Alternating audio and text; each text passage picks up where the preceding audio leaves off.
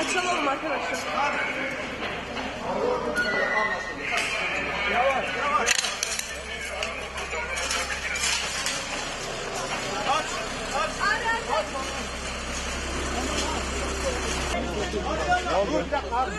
Sen otursun bir.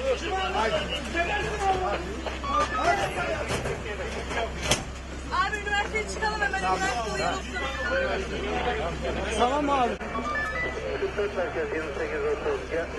Gazetesine geçelim. Anlaşıldı. Allah size 112 şahsı başkasına götürüyor. Siz oraya geçin. Tamam.